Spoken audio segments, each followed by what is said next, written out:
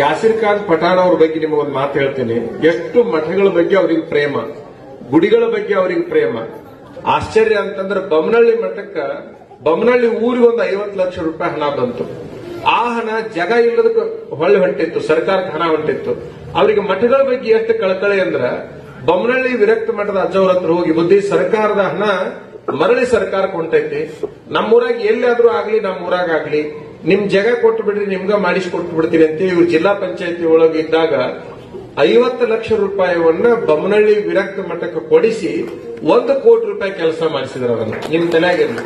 ಸರ್ಕಾರದ 50 ಲಕ್ಷ ರೂಪಾಯಿ ಅನುದಾನ ಆದ್ರ ಆ ಕಟ್ಟಡ ಮಾಡಿಸಿದ್ ಎಷ್ಟಂತ ಮಾಡಿಸ್ಯಾರಪ್ಪ ಅಂತಂದ್ರ 1 ಕೋಟಿ ರೂಪಾಯಿ ಕೆಲಸ ಮಾಡಿಸಿರ್ತಕ್ಕಂಥ ಕೀರ್ತಿ ಗೌರವಾನ್ವಿತ ಪಠಾಣ್ ಶಾಸಕರಿಗೆ ಸಲ್ಲುತ್ತೆ ಅಂತಕ್ಕಂಥದ್ದನ್ನು ಈ ಸಂದರ್ಭದಲ್ಲಿ ಹೇಳಬೇಕು. ಒಟ್ಟಾರೆ 24 ತಾಸು ಹಿಂಡು ಆಕಳ ಇದು. ಎಷ್ಟ್ರಿ? 1 ಹೊತ್ತು 2 ಹೊತ್ತು ಹಿಂಡು ಆಕಳಲ್ಲ, 1 ಹೊತ್ತು 2 ಹೊತ್ತು ಹಿಂಡು ಆಕಳಲ್ಲ. ಯಾವಾಗ ಹೋದ್ರು ನಿಮ್ಗೆ ಏಟ್ ಬೇಕಾದ ಹಾಲು ಕೊಡು ಆಕಳ ಇಲ್ಲಿ ಬಂದೈತಿ.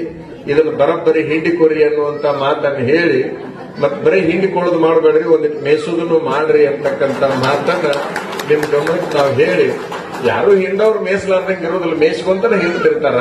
ಒಟ್ಟು ಮೇಸೋದ್ರ ಕಡೆಗೂ ಗಮನ ಇರಲಿ ಅನ್ನುವಂತಹ ಒಂದು ಮಾತನ್ನ ನಿಮ್ಗೆ ಹೇಳಲಿಕ್ಕೆ ಬಯಸ್ತಾ